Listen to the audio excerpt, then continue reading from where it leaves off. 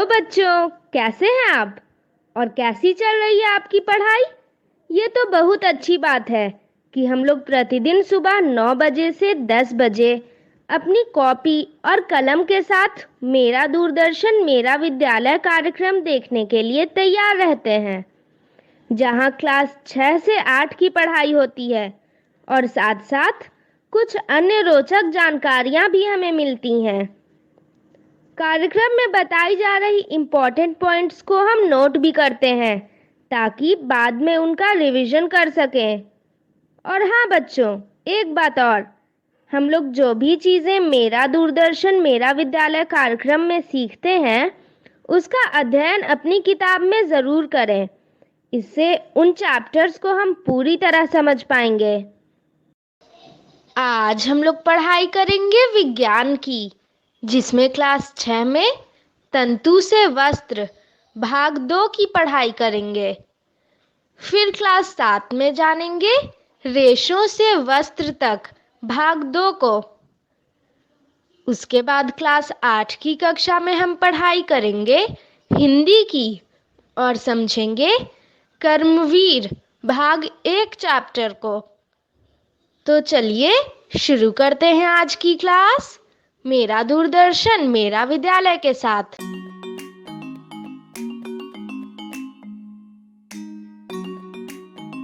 वस्त्रों और तंतुओं पर चर्चा करने के बाद सभी बच्चे मोहन के घर गए। मोहन के पिताजी कपड़ा बनाने की फैक्ट्री में काम करते हैं। सब बच्चे उनसे मिलने के लिए बहुत उत्साहित थे। मोहन के घर पहुंचते ही सब मोहन की माँ से मिले। अरे, आज सब बच्चे साथ में, कैसे हो सब? हम अच्छे हैं आंटी। त्योहार की तैयारियां हो गईं? हाँ आंटी, मैंने तो चाची से अपनी गुड़िया के लिए नए कपड़े भी सिलवा लिए। इतने में मोहन के पिताजी काम से घर आ गए। सभी ने उनको नमस्ते कहा। अरे बच्चों, आज सभी को एक साथ देखकर बहुत अच्छा लगा। पिताजी, हम सब आपसे ही मिलने आए हैं। हमें कपड़ों के उत्पादन के बारे में कुछ जानना है। हाँ अंकल, हम जानना चाहते हैं कि कपड़ा बनता कैसे है। आपकी फैक्ट्री में कपड़ा बनता है ना? हाँ सुनैना, मैं अभी फैक्ट्री से ही वापस आ रहा हूँ। मुझे अच्छा लग रहा है कि तुम सब कपड़े के उत्पादन के बारे में जानना चाहते हो। अच्छा, पहले बताओ, क्या तुम्हें मालूम है कि कपड़ा किस चीज से बनता है? हाँ अंकल, चाची ने मुझे बताया कि कपड़ा तंतुओं से बनता है और ये तंतु हमें पौधों और जीवों से मिल सकते हैं। अरे वाह सुनैना, बिल्कुल सही कहा। और यह तंतु विभिन्न प्रकार के होते हैं जिनसे अलग अलग तरह के कपड़े बनते हैं। हाँ अंकल, जैसे सूती, जूट, ऊनी, सिंथेटिक इत्यादि। तुम सबको तो बहुत कुछ पता है। बच्चों, जहाँ मैं काम करता हूँ वहाँ सूती कपड़ा बनता है, तो मैं तुम सबको सूती कपड़ा कैसे बनता है इस बारे में विस्तार से बताता हूँ, ठीक है? जी अंकल। सूती कपड़ा रुई से बनता है। हमारे देश में बहुत सी जगह पर कपास की खेती होती है। कपास के पौधों में से रुई को चुना जाता है, फिर उनके तंतुओं को निकालने के लिए उन्हें ओटा जाता है। इस प्रक्रिया को कपास ओटना कहते हैं। एक बड़ी कंघी जैसे यंत्र की मदद से रुई को ओटा जाता है। पहले लोग हाथ से यह काम करते थे, पर आजकल मशीनों द्वारा भी यह काम होता है। फिर तंतुओं से कपड़ा कैसे बनता है? बताता हूँ बच्चों, सब बताता हूँ। 1 मिनट रुको। मोहन की माँ वहीं पास में दिए सजाने की तैयारी कर रही थीं। मोहन के पिताजी उनसे रुई का गोला ले आते हैं और बच्चों को दे देते हैं। बच्चों, ये लो रुई का गोला। चलो, इससे दिए के लिए बातियां बनाने की कोशिश करो। जी अंकल।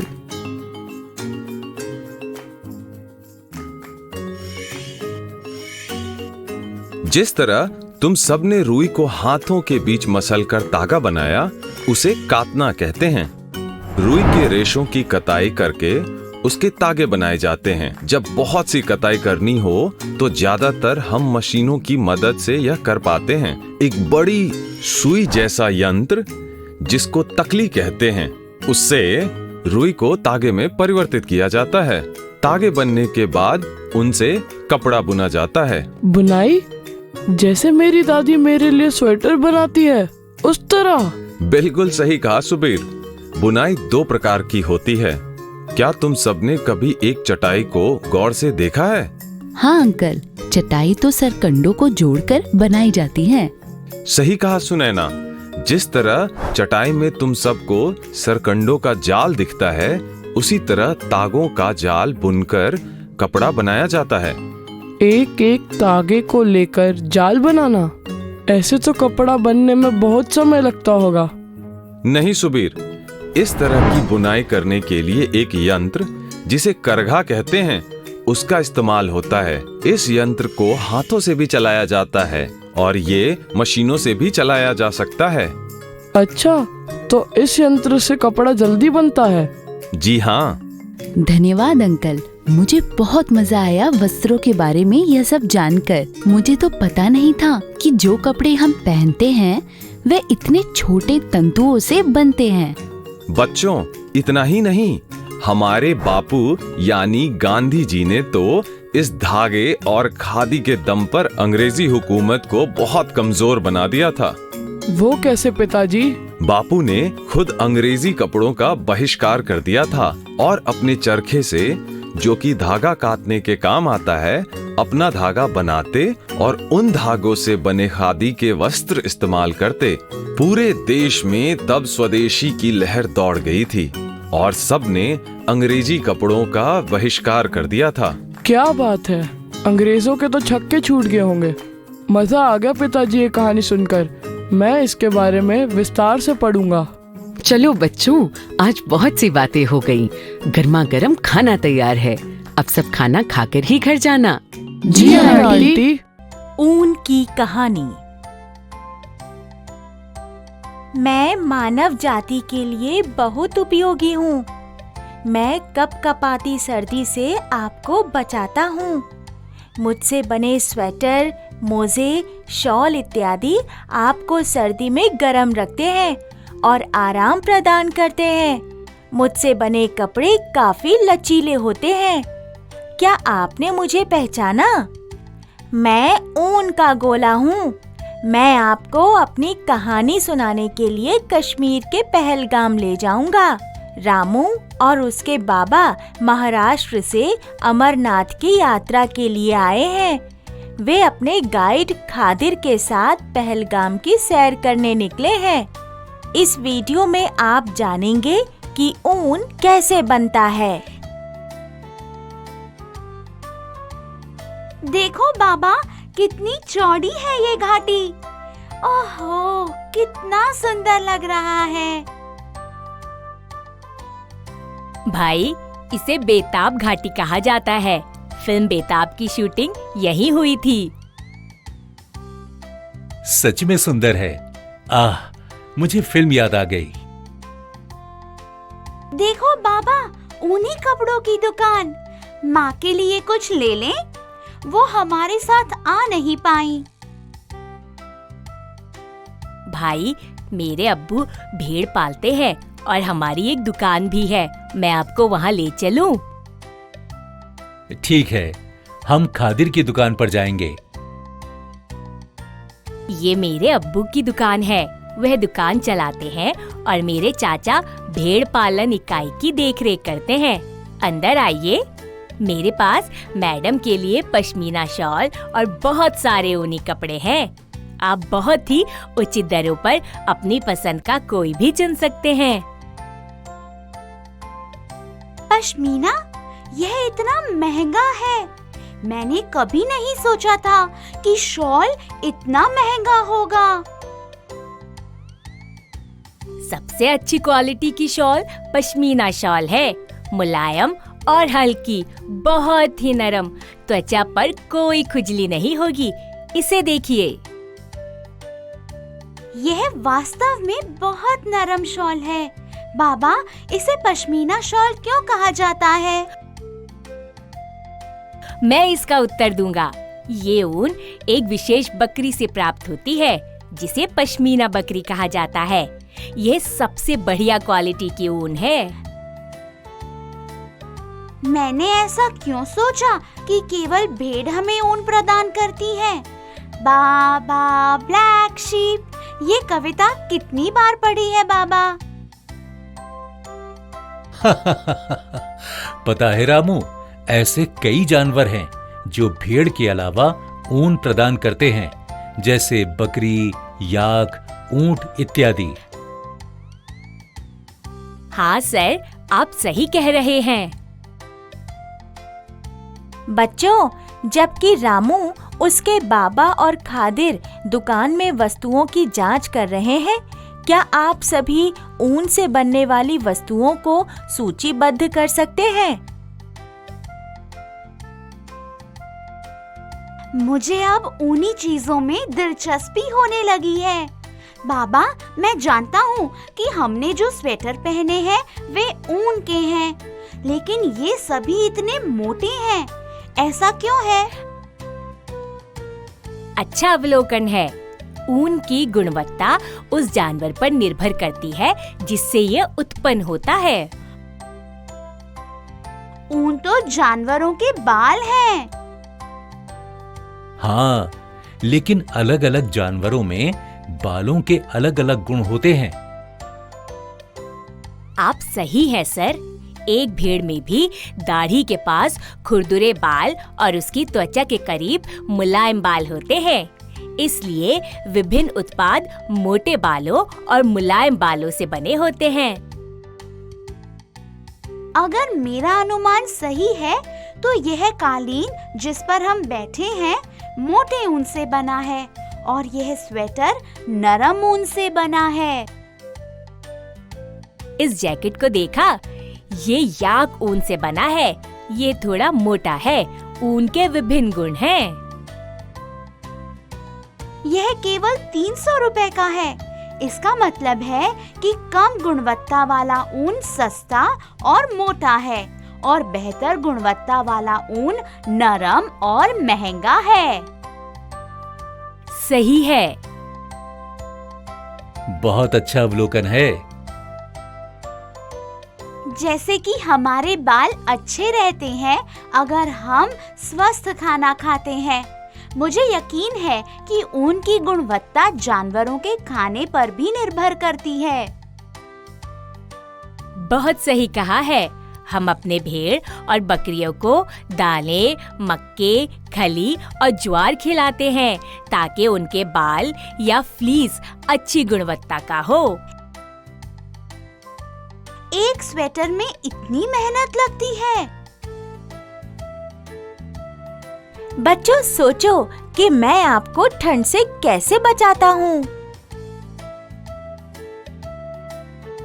बाबा, भेड़ के शरीर पर छोटे से बाल इतना बड़ा ऊन का गोला कैसे बन जाते हैं?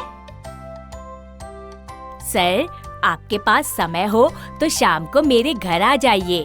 हम ऊन का उत्पादन करते हैं और फिर शॉल बनाते हैं। मुझे आपको प्रक्रिया दिखाने में खुशी होगी। धन्यवाद खादिर, हम आपके घर जरूर आएंगे।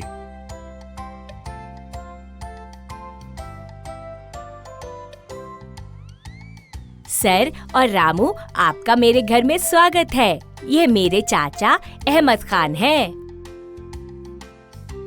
नमस्ते जी।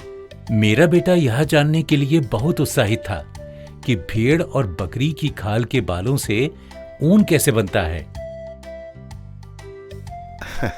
जी, हम पहले ऊपरी त्वचा के साथ भेड़ के बाल काटते हैं। अगर इसकी त्वचा का मुंडन किया जाए तो क्या इससे भेड़ को चोट नहीं लगती? सबसे ऊपरी त्वचा मृत है, इसलिए यह भेड़ को चोट नहीं पहुंचाता है। ऐसा लग रहा है कि भेड़ खुश हैं कि उनका मुंडन किया जा रहा है। यहाँ गर्मी है, इसलिए उन्हें अच्छा लग रहा होगा। अरे हाँ, हम साल में एक बार ही इनका मुंडन करते हैं और वह भी गर्मी होने के दौरान ही। हाँ, मैंने देखा कि मैदानी इलाकों के जानवर की तुलना में ठंडे पहाड़ी इलाकों में रहने वाले जानवरों के बाल बहुत होते हैं। ऐसा लगता है कि यह उनके लिए एक स्वेटर के रूप में कार्य करता है। हाँ, तुम सही कह रहे हो। भेड़ों के बाल उन्हें ठंड से बचाते हैं। भेड़ों का रंग या तो सफेद, भूरा या काला होता है। हमारे पास कितने रंगीन स्वेटर हैं। क्या वे उन्हें रंग देते हैं? हाँ, हम बालों को हटाने के बाद, जिसे ऊन की कटाई कहते हैं, हम मशीन में बाल डालते हैं। इससे ऊन से धूल और तेल की सफाई होती है। इसे अभिमार्जन कहा जाता है। फिर ऊन को कब रंगते हैं? हम साफ किए हुए बालों को फैक्ट्री में भेजते हैं। यहाँ ऊन से बर निकाला जाता है और गुणवत्ता के अनुसार ऊन अलग किया जाता है। फिर उसे रंगा जाता है। क्या वे इसे धागे में बनाते हैं? हाँ, इसे धागे में बनाया जाता है और फिर ऊन का गोला बनता है। हमारे साथ इतना समय बिताने के लिए बहुत बहुत धन्यवाद। मैं एक शॉल खरीदूंगा। रामू की माँ को जरूर पसंद आएगी। धन्यवाद चाचा जी और खादिर, मैंने बहुत कुछ सीखा। धन्यवाद सर। आप हमारे यहाँ आए, हमें बहुत अच्छा लगा। बच्चों, आशा है कि आपको यह वीडियो पसंद आया होगा। इस वीडियो में आपने सीखा कि मैं ऊन उत्पादक जानवरों के बालों से कैसे आकार लेता हूँ। अभी के लिए अलविदा।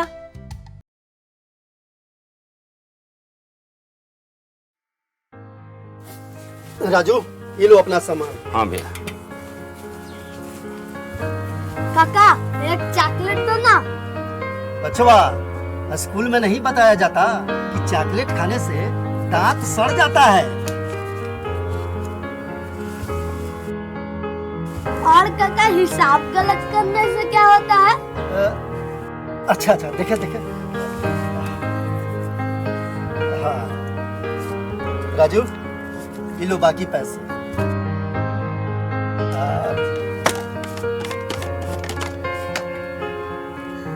ये लो मेरे तरफ से तुम्हारे लिए।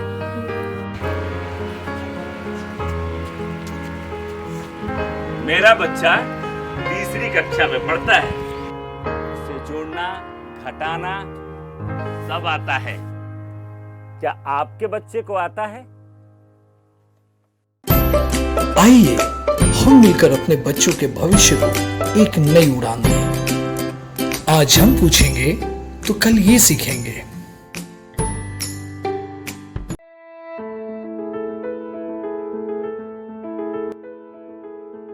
कोरोना, डरे नहीं, एहतियात बरतें।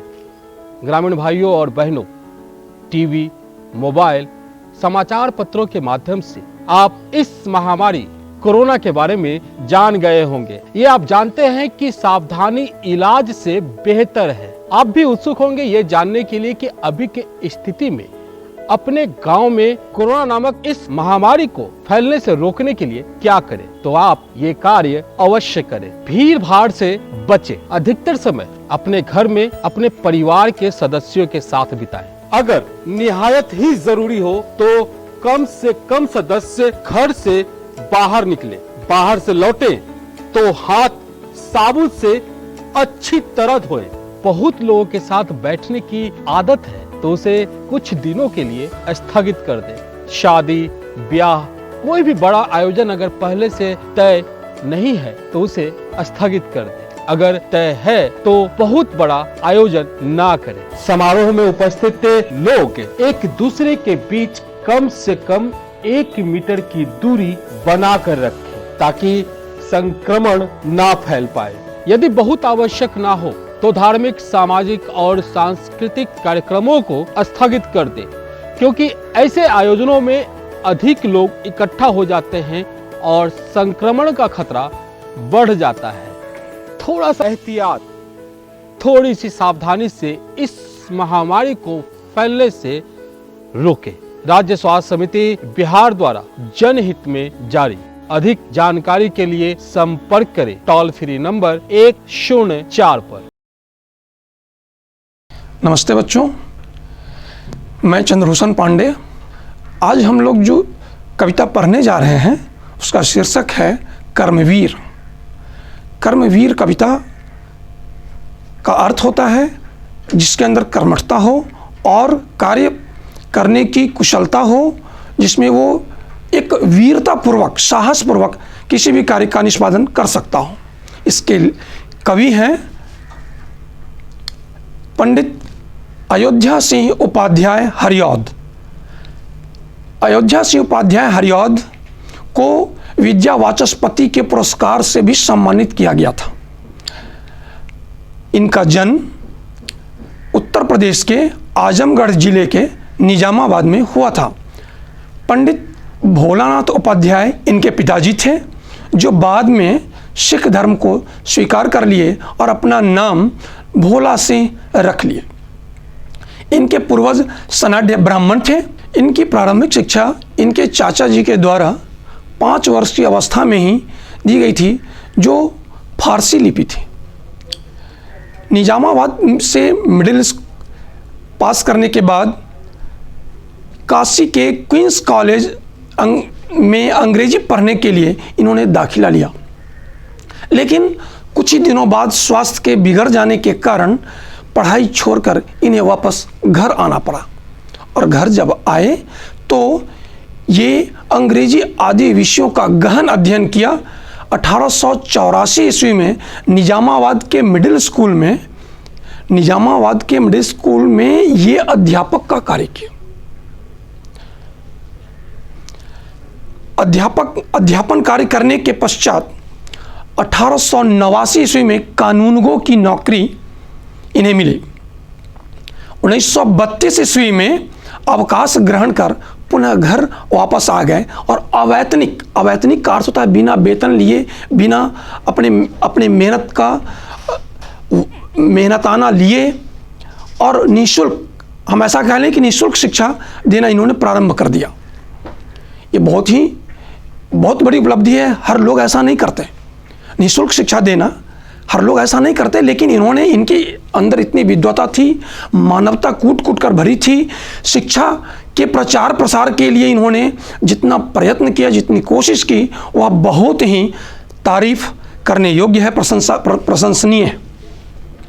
अब हम लोग बात करते हैं कि ये उर्दू, इन्होंने प्रारंभिक शिक्षा उर्दू में ग्रहण की, फिर अंग्रेजी की पढ़ाई की और धीरे धीरे इन्होंने कानूनगो की नौकरी कर वापस आकर, लेकिन इतने अच्छे विचारधारा के लोग हुए कि अवैतनिक शिक्षा प्रदान करने की इन्होंने ठान ली और शिक्षा का अलग जगह आया, निःशुल्क शिक्षा देना प्रारंभ कर दिया। कर्मवीर शीर्षक कविता हरिऔध साहब की सबसे उत्तम कृति है, सर्वोत्तम कृति है। सर्वजोर उत्तम अर्थात सर्वोत्तम, यानी सबसे जो उत्तम हो, सबसे बढ़िया हो, उसे हम सर्वोत्तम कहते हैं। सबसे बढ़िया कृति है उनकी, मेरे समझ से भी, मुझे भी बहुत अच्छी लगती है यह कविता, जिसमें मनोवैज्ञानिक प्रभाव स्पष्ट रूप से झलकता है कि जैसे ही आप कविता की पहली पंक्ति को पढ़ेंगे तो आपके अंदर से आलस्य भाग जाएगा और नई चेतना का विकास होगा, कार्य सिद्धि की प्रेरणा जागृत हो जाएगी। ठीक है, तो बच्चों में कर्म के प्रति जो निष्ठा ही व्यक्ति की सफलता का निर्धारण करती है। बाधाएं, रुकावट, विघ्न जो भी है, निष्ठा ही व्यक्तित्व की सफलता का निर्धारण करती है, व्यक्तित्व को निखारने का काम करती है।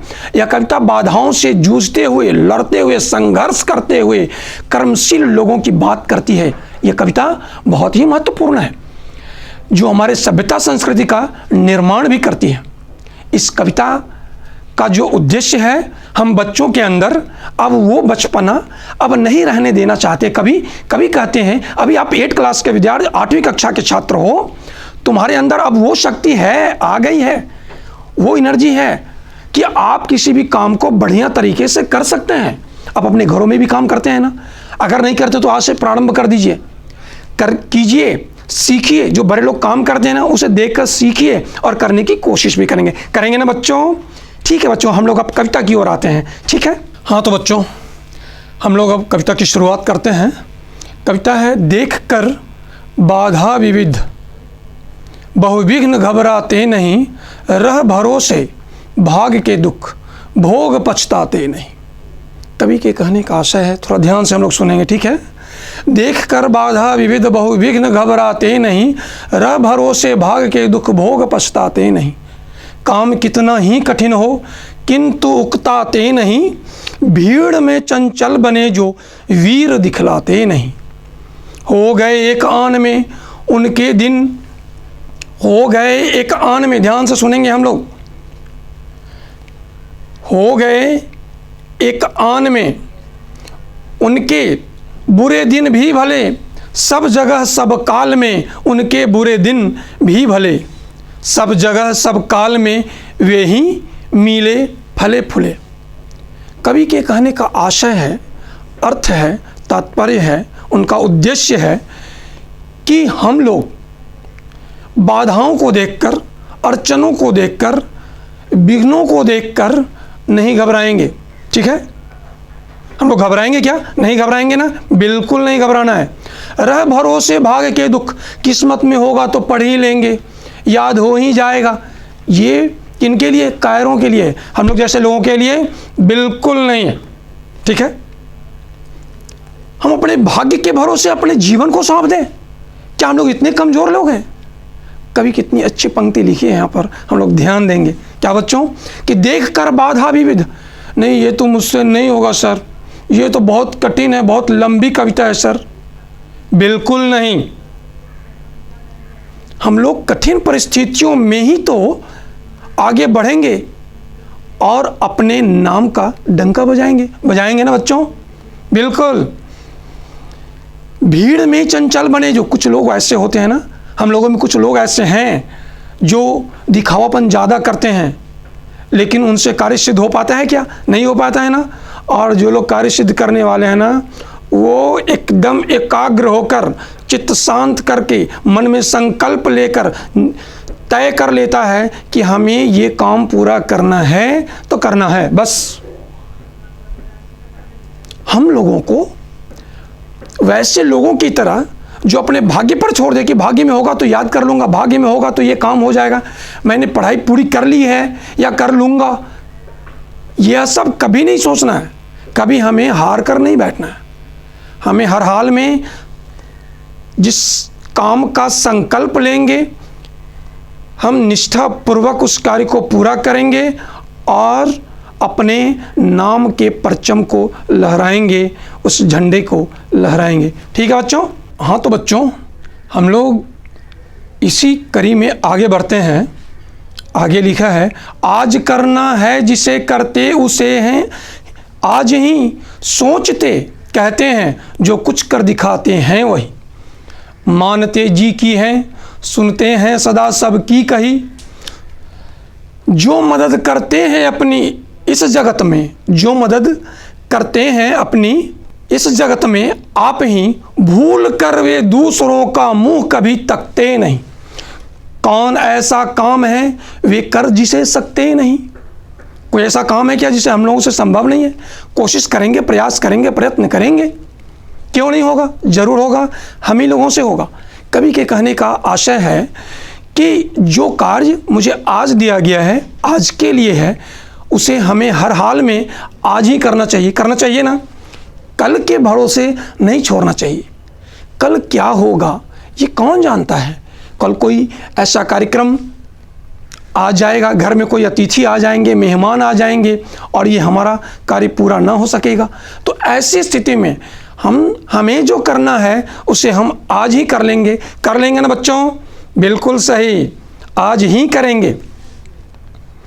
हमें दूसरों का इंतज़ार नहीं करना, प्रतीक्षा नहीं करनी, उम्मीद लगा के नहीं बैठना है कि नहीं मुझे सर बताएंगे तभी होगा, ये तो मैं नहीं समझ पा रहा हूँ, नहीं ये मेरी भैया मेरी बहन मदद करेगी तो होगा। नहीं, आप ही से होगा और बिल्कुल आप ही से होगा, ऐसा मेरा मानना है। होगा ना? बिल्कुल आप ही से होगा।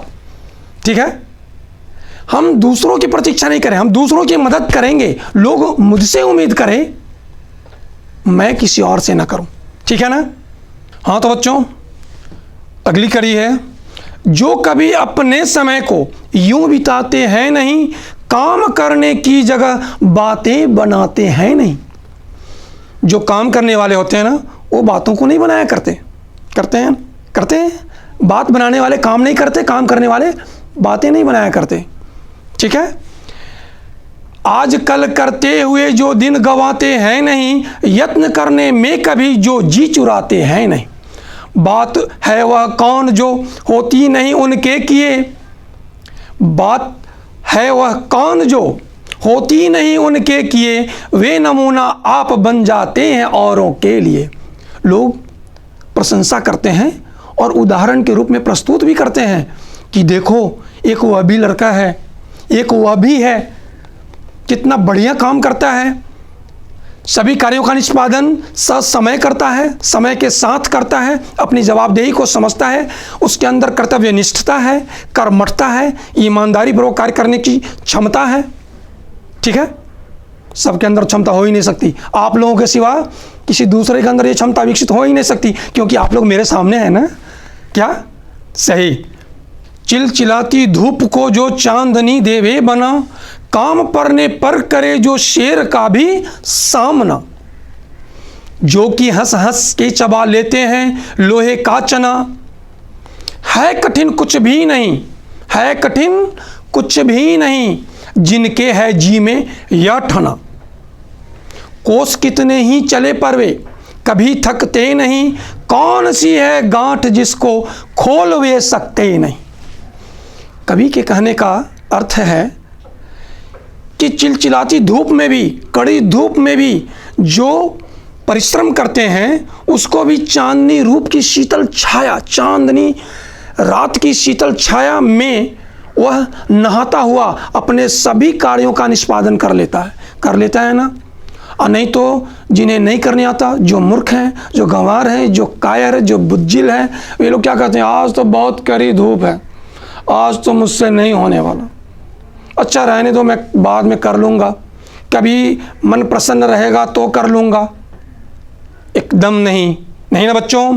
चिलचिलाती धूप को भी अगर आपके अंदर जज्बात है, कार्य करने की क्षमता है, मन में ठान लिया है, तो चिलचिलाती धूप भी शर्माएगी। बोला नहीं, ये बच्चा लोग तो काफ़ी कर्मठ है भाई, इतनी कड़ी धूप में भी परिश्रम करता है, मेहनत करता है, कभी थकने का नाम नहीं लेता। धूप भी ना वहाँ पर बादल को बुला लेगा, बोला नहीं बच्चे हैं, छाया कर दो, अपने कार्यों का निष्पादन कर रहे हैं। मेरी कड़ी धूप को भी इन्होंने अंगूठा दिखाया है, इन्होंने नकार दिया है, खारिज कर दिया है, निरस्त कर दिया है। ठीक है, हंस हंस कर चना चबाने, यहाँ ये मुहावरा है बच्चों कि चना चबाना यानी कि कठिन परिश्रम करना, लोहा लेना भी कहते हैं। और जिसने भी ठान लिया हो, संकल्प ले लिया हो, जिसने प्रतिज्ञा कर ली हो। बच्चों में एक बात बताता हूं बीच में, संकल्प और प्रतिज्ञा में अंतर क्या है। संकल्प जो होता है वह मन ही मन लिया जाता है। आप में भी कुछ ऐसे शिष्य हैं ना, छात्र हैं ना, आपके मित्र हैं ना, आपके सहयोगी हैं ना, सहपाठी हैं ना, जो बहुत कम बोलते हैं लेकिन मन में संकल्प लेते हैं, यानी कि मन ही मन ठान लेते हैं कि हमें यह कार्य सिद्ध करना है। और प्रतिज्ञा कहते हैं जो बोल कर करता है, मैं तो ये कर लूँगा और उसकी रक्षा करते हैं, इसे प्रतिज्ञा कहते हैं। समझ गए बच्चों? तो कुछ बच्चे ऐसे हैं जो संकल्प लेते हैं, कुछ बच्चे हमें अभी वादा करेंगे कि सर मैं ये पूरा कर लूँगा, ये मैं ही करूँगा, लेकिन कुछ बच्चे मन ही मन जो है ना वह भी पूरा करके आएंगे क्योंकि उन्होंने संकल्प लिया है। ठीक है बच्चों? हाँ तो बच्चों अगली कड़ी है, काम को आरंभ करके यूं नहीं जो छोड़ते, सामना करके नहीं जो भूल कर मुंह मोड़ते। जो गगन के फूल बातों से वृथा नहीं तोड़ते, संपदा मन से करोड़ों का नहीं जो जोड़ते। बन गया हीरा उन्हीं के हाथ से है, कार्बन कांच को करके दिखा देते हैं वे उज्जवल रतन। हाँ तो बच्चों, काम को आरंभ करके यूं नहीं जो छोड़ते, काम शुरू कर दें 2-4 दिनों के लिए। आज संकल्प लिया, कार्य को प्रारंभ किया और कुछ दिनों बाद अच्छा बाद में कर लूँगा, अभी नहीं बाद में देख लूँगा। तो जो कर्मवीर होते हैं काम को शुरू करके कभी नहीं छोड़ते, कभी भी भूल कर वह मुंह नहीं मोड़ते, पीछे नहीं हटते। जो गगन के फूल बातों से वृथा नहीं तोड़ते, जो हवाई बातें नहीं किया करते, वास्तविकता से जिनका संबंध होता है वो अपने कर्मों पर ज़्यादा भरोसा करते हैं, वो कर्म करके दिखलाते हैं, वो बातों से किसी को खुश नहीं करते, प्रसन्न नहीं करते। बन गया हीरा उन्हीं के हाथ से है कार्बन। उन्हीं वैसे ही लोग जो कर्मठ होते हैं, जो निष्ठावान होते हैं, जिनमें कार्यकुशलता की भावना होती है, वे लोग निश्चित रूप से सफल होते हैं। यह बहुत बड़ी बात है। कांच दिखा देते हैं वे उज्जवल रतन, कांच को करके दिखा देते हैं उज्जवल रतन।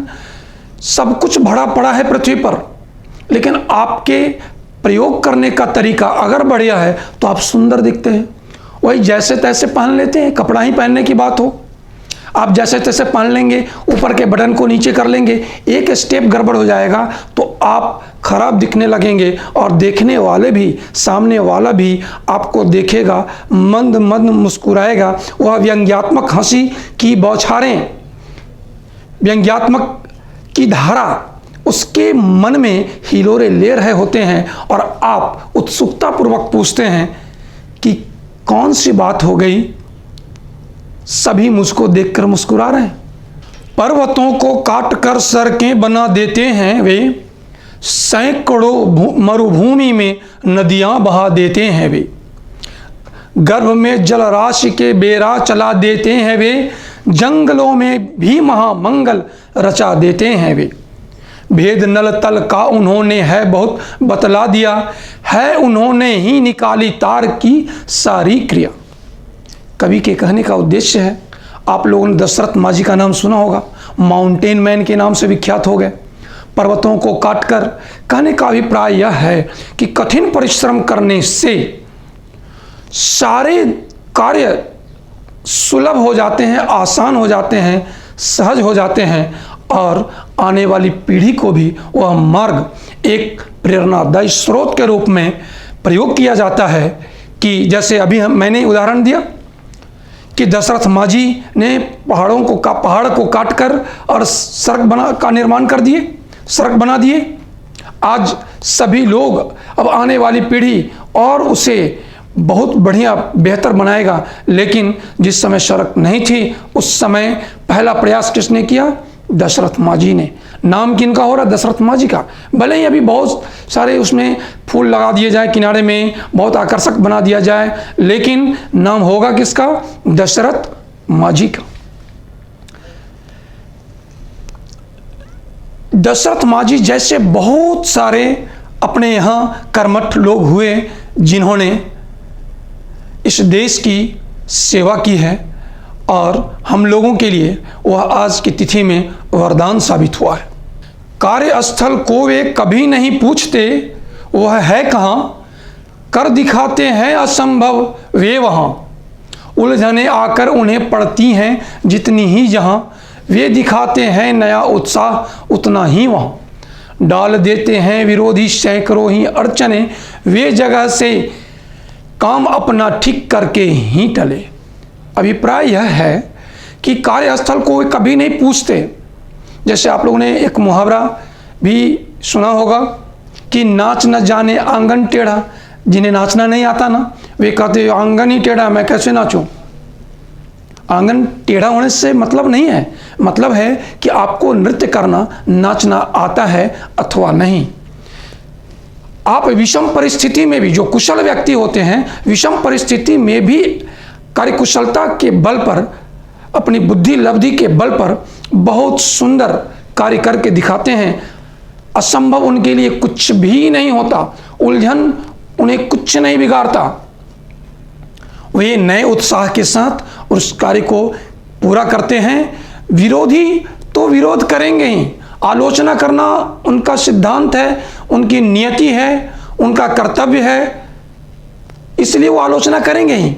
और आलोचना करने वालों की परवाह करना नहीं है, हमें अपने कार्य को कुशलतापूर्ण तरीके से सिद्ध करके यह दिखाना है कि विषम परिस्थिति में भी यह काम किया जा सकता है। और लोग आप ही का उदाहरण प्रस्तुत करेंगे, समाज में बोलेंगे, दिखाएंगे कि देखो वह विषम परिस्थिति में भी अपने कार्य को पूर्ण कर लिया है, कितना बढ़िया है वो। अगली कड़ी है और ये अंतिम है बच्चों। सब तरह से आज जितने देश हैं फूले फले, बुद्धि विद्या धन विभव के हैं जहां डेरे डले, वे बनाने से उन्हीं के बन गए इतने भले, वे सभी हैं हाथ से ऐसे सपूतों के पले, लोग जब ऐसे समय पाकर जन्म लेंगे कभी, देश की और जाति की होगी भलाई भी तभी। बच्चों, आज जितने संसाधन अपने पास हैं उसके लिए प्रयास हमारे पूर्वजों ने किया है। पूर्वजों से अभिप्राय है पूर्वजोर ज, जिन्होंने पहले जन्म लिया है।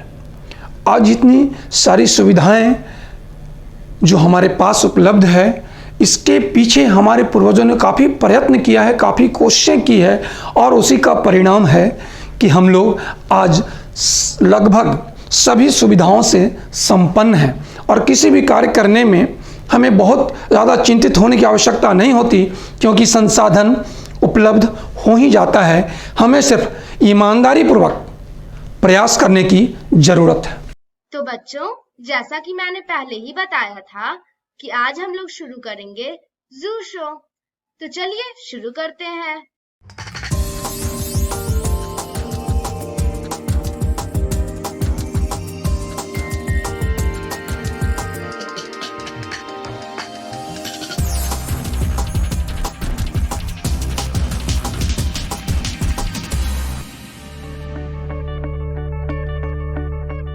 संजय गांधी जैविक उद्यान जू आउटरीच प्रोग्राम में आज हम जिस पक्षी के बारे में बात करेंगे वो हिमालयन ग्रिफिन है, जिसे लोग बड़ा गिद्ध भी कहते हैं। ये एक बड़े आकार का फीके पीले रंग का गिद्ध होता है जो सारे हिमालयी क्षेत्र में पाए जाते हैं। हिमालय में ये भारत के अलावा काबुल से भूटान, तुर्किस्तान और तिब्बत तक में पाए जाते हैं। हिमालयन ग्रिफिन एक अनूठा पीला सफेद गिद्ध है। इसके पंख काफी बड़े और पूंछ छोटी होती है। इसका ज्यादातर शरीर हल्के पीले सफेद रंग का होता है।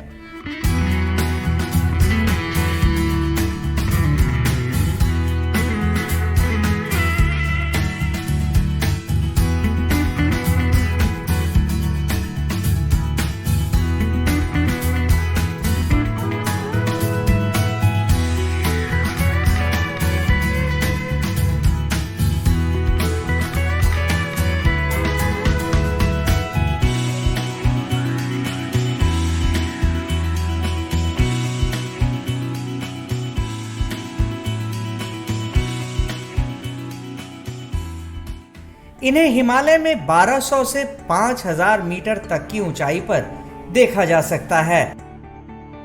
इसमें नर और मादा दोनों एक जैसे ही दिखते हैं। ये गिद्ध दिन के समय सक्रिय होते हैं। इस दौरान ये आसमान में काफी ऊंचाई पर उड़ते हुए मरे जानवर को देखकर एक समूह में उसे खाने के लिए आते हैं। इनकी दृष्टि काफी तेज होती है और आसमान में काफी ऊंचाई से मरे हुए जानवरों को देख लेते हैं। नर व मादा मिलकर चूजों को पालते हैं। मादा एक ही अंडा देती है। गिद्ध की ये प्रजाति भी धीरे धीरे कम हो रही है। इसकी औसत आयु 20 से 35 वर्षों तक होती है और इनका गर्भकाल 58 दिनों का होता है। ये इसलिए भी इम्पोर्टेंट है क्योंकि इनको नेचुरल स्कैवेंजर कहा जाता है। ये स्कैवेंजिंग का काम करते हैं। जो भी कार्कासेस हैं या वाइल्ड में हो या लाइव स्टॉक के होते हैं, उसको ये स्कैवेंजिंग करके खाते हैं, जिसके कारण नेचर हमेशा क्लीन बना रहता है। काफ़ी बड़े होते हैं। लगभग इनका जो हाइट होता है वो 3.5 फीट तक पहुंच जाता है। ये लगातार नहीं उड़ सकते हैं, लेकिन ये काफ़ी ऊंचाई तक उड़ते हैं। जो इनका मैक्सिमम अल्टीट्यूड है जिस पे ये फ्लाई करते हैं, जो मिनिमम अल्टीट्यूड मतलब इससे ऊपर ही उड़ेंगे, ये लगभग 1200 मीटर है। इसके ऊपर ही ये ज़्यादा पाए जाते हैं। ये फरवरी मार्च में एग लेइंग प्रारंभ करते हैं और जो इनका क्लच साइज है ये 1 से 2 तक का ही होता है, काफ़ी छोटा होता है और उसे एक बच्चा निकलता है जो नेस्टिंग करते हैं। इनके पेरेंट्स काफ़ी अच्छे से नेस्टिंग करवाते हैं। उसके बाद ये लगभग 5 से 6 महीना रहने के बाद वो उनसे सेपरेट हो जाते हैं। पटना जू में इन्हें चिकन दिया जाता है खाने में और ये लगभग 1.5 kg चिकन एक वल्चर को दिया जाता है। और जो इनका मॉर्फोलॉजी है, जो इनका फिजिकल फीचर्स हैं, उसमें जो पिकुलरिटी है, उनके लेग के पास में हेयर का टफ्ट पाया जाता है और गर्दन के पास भी वाइट कलर का एक पैच होता है। हिमालयन ग्रिफन का जो IUCN स्टेटस है वो नियरली थ्रेटेंड है और इनके पॉपुलेशन में उतना ज़्यादा डिक्लाइन नहीं आया है जो और वल्चर्स में आया है। और जो स्टडीज़ है, साइंटिफिक स्टडीज़, उसके थ्रू ये पता चला है कि जो भी वल्चर में रिसेंट डिक्लाइन पॉपुलेशन में हुआ है उसका मेन रीज़न है जो एनिमल कार्कासेस हैं, जो लाइव स्टॉक के कार्कासेस हैं, उसमें पाया जाने वाला एक केमिकल डिक्लोफेनाक जो as a pain killer use किया जाता है और मरने के बाद भी उनके बॉडी में इसका रेसिड्यूज पाया जाता है और इसे कंजम्पशन के बाद वल्चर जो इसे खाते हैं तो उनके बॉडी में चला जाता है और धीरे धीरे एग ले करते हैं। उसका सेल काफ़ी कमज़ोर होता है, उससे प्री मैच्योर हैचिंग हो जाता है बर्ड्स का और उनका डेथ होने लगता है। और प्रोलॉन्ग्ड डिक्लोफेनाक को खाने से वल्चर्स हैं, उनके लीवर और अनवाइटल ऑर्गन्स में भी डिजेनरेशन होता है, जिसके कारण उनका समय से पहले डेथ हो जाता है। गिद्ध के बाद हम जिस चिड़िया के बारे में बात करेंगे वो चील यानी काइट है। ये बेहद चतुर और फुर्तीले होते हैं। इनके शरीर के ऊपरी हिस्से का रंग भूरा और आंख के पीछे एक काला धब्बा और बाहर का पंख हल्के काले रंग का होता है।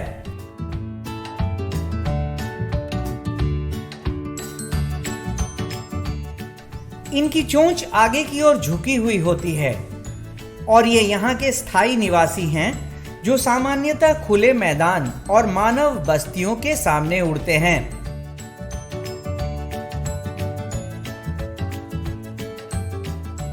ये शिकारी पक्षी होते हैं जो ऊपर से ही अपने भोजन की तलाश करते हैं और जब इन्हें अपना भोजन दिख जाता है तो बहुत तेजी से उस पर झपट्टा मारकर लेकर उड़ जाते हैं। ये सर्वभक्षी होते हैं जो छोटे पक्षी, चूहे और मरे हुए जानवर खाना पसंद करते हैं।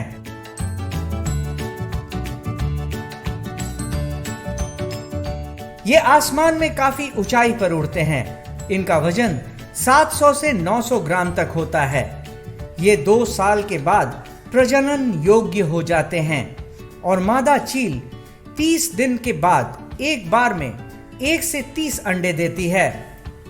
संजय गांधी जैविक उद्यान में चील और ब्लैक काइट जो हैं ये काफ़ी अच्छे तरीके से रह रहे हैं। यहाँ पे इनके रख रखाव के लिए प्राकृतिक वास का आभास दिया गया है और उसी ये वातावरण में रहते हैं। चील जो हैं इनकी आवाज़ एक बहुत ही कॉमन आवाज़ है, ची ची करने की आवाज़ आती है। इसकी आवाज़ ही एक विशिष्टता है कि पहचान हो जाता है कि आसपास में चील है, जिसे हम लोग ब्लैक काइट भी कहते हैं। पूरे भारत में पाए जाते हैं, 2300 मीटर के नीचे पाए जाते हैं। ये हिमालयन रीजन में भी पाए जाते हैं। भारत के सभी वनों में ये पाए जाते हैं। ये मुख्य रूप से एक रैप्टर शिकारी पक्षी हैं जो मूलतः जो जंगलों में जो बड़े जानवरों के द्वारा शिकार किए जाते हैं उसका जो बचे हुए मांस होते हैं उसका भक्षण करते हैं। छोटे छोटे छिपकली, चूहे इत्यादि का, इंसेक्ट का भी ये खाना खाते हैं। संजय गांधी जैविक उद्यान में हम लोग इनके आहार के रूप में मांस देते हैं, चिकन देते हैं इनको। इनके जो चोंच होते हैं हल्के पीले होते हैं और पैर भी इनके हल्के पीले रंग के होते हैं। संजय गांधी जैविक उद्यान में जो चील के केज का रख रखाव किया जाता है, इनके बैठने के लिए जो एक व्यवस्था की जाती है, काफ़ी एक प्राकृतिक रूप से इनको बैठने की व्यवस्था की गई है। इनके केज में पौधे वगैरह लगे हुए हैं, छाया भी दिया गया है, पानी की व्यवस्था की जाती है, साफ सफाई रख रखाव बहुत अच्छे तरीके से किया जाता है। संजय गांधी जैविक उद्यान में हिमालयन ग्रिफिन और चील दोनों को बेहद पसंद किया जाता है और यहाँ आने वाले हर दर्शक इनके इंक्लोजर के पास इन्हें देखने आते हैं। आज के लिए बस इतना ही। कल फिर मिलेंगे पटना जू शो में एक नए एनक्लोजर के पास एक नए जानवर के साथ। तब तक के लिए नमस्कार।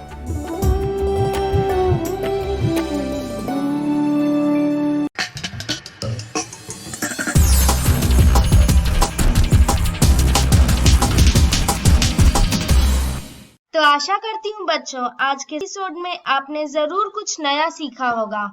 आप अपने विचार हमें स्क्रीन पर दिए गए व्हाट्सएप नंबर 9431043527 या ईमेल आईडी bepcddprogram@gmail.com पर भेज सकते हैं। और हाँ, आप मेरा दूरदर्शन मेरा विद्यालय कार्यक्रम को कभी भी बिहार शिक्षा परियोजना परिषद के YouTube चैनल पर देख सकते हैं। इसके लिए सर्च करें BEPC मेरा दूरदर्शन मेरा विद्यालय और कार्यक्रम को देखें, इम्पोर्टेंट पॉइंट्स को नोट करें और क्वेश्चंस हल करें। इसके अलावा इसके सारे एपिसोड बिहार शिक्षा परियोजना परिषद की वेबसाइट पर डिजिटल लर्निंग सेक्शन में भी उपलब्ध है। विजिट करें www.bepcssa.in। और आपको तो पता ही है कि आप खुद से लिखी कविताएं, कहानियां, पेंटिंग्स या इनके 2 से 3 मिनट के वीडियो भी हमें स्क्रीन पर दिए गए व्हाट्सएप नंबर या ईमेल आईडी पर अपना नाम, कक्षा, विद्यालय का नाम, प्रखंड और जिले के नाम के साथ भेज सकते हैं। हम चुने गए एंट्रीज को आने वाले एपिसोड में प्रसारित भी करेंगे। तो घर पर रहें, पढ़ते रहें, बढ़ते रहें। मिलते हैं अगले एपिसोड में। बाय बाय बच्चों।